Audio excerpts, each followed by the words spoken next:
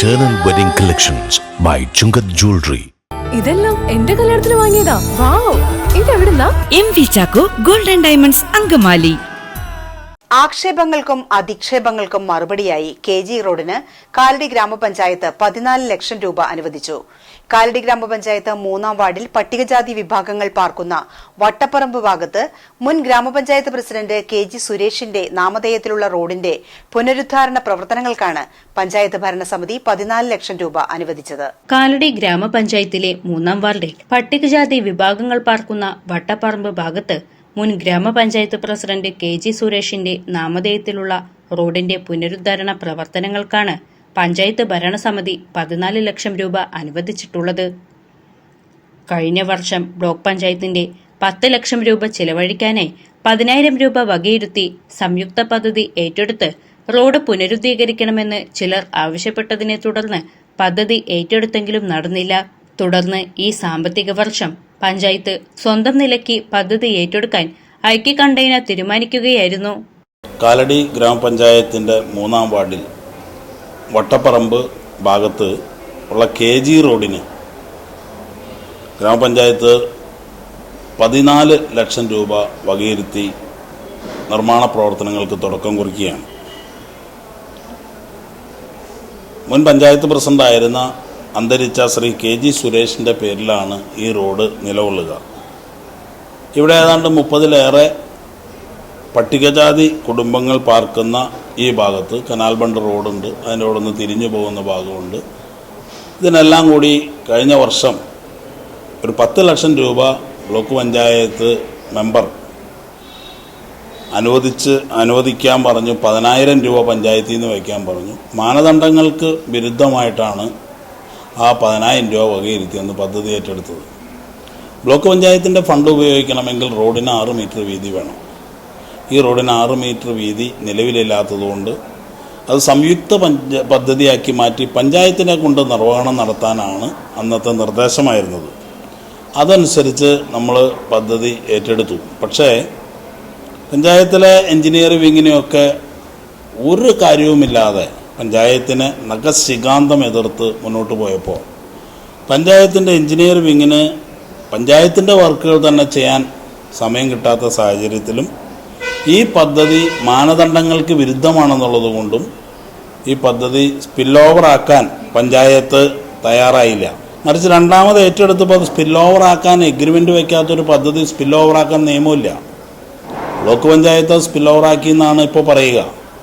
പക്ഷേ ടെൻഡർ ചെയ്ത് കരാർ ഉറപ്പിക്കാതെ TSഉം NOCയും ഒക്കെ വാങ്ങി ടെൻഡർ ചെയ്ത് കരാർ ഉറപ്പിക്കാതെ ഒരു പദ്ധതിയും സ്പില്ലോവറാക്കപ്പെടുന്നില്ല. അതാണ് നിയമം അതായിരിക്കെ ബ്ലോക്ക് പഞ്ചായത്ത് അവിടെ സ്പില്ലോവറാക്കി എന്ന് പറയുന്നു, നമുക്ക് അറിയിപ്പ് കിട്ടിയില്ല. നമ്മൾ ആ പദ്ധതി ഡ്രോപ്പ് ചെയ്ത് നമ്മുടെ SC ഫണ്ട് ബാക്കി കുറച്ച് പൈസ ഉണ്ട്, നമുക്കത് വിനിയോഗിക്കാൻ വേറെ മാർഗങ്ങളില്ലാത്തതുകൊണ്ട് ആ ഫണ്ട് ഉപയോഗിച്ച് നമ്മൾ ഈ റോഡ് ചെയ്യാനായിട്ട് ഭരണസമിതി തീരുമാനമെടുക്കുകയായിരുന്നു.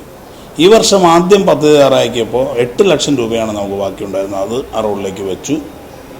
അതിനുശേഷം റിവിഷൻ വന്നപ്പോൾ ഒരു 6 ലക്ഷം രൂപയോളം, മൊത്തം 14 ലക്ഷം രൂപയോളം, 13,90,000 മുകളിൽ ഉള്ള തുകയാണ് ഈ റോഡിൻ്റെ നിർമ്മാണ പ്രവർത്തനങ്ങൾക്ക് വകയിരുത്തിയിട്ടുള്ളത്.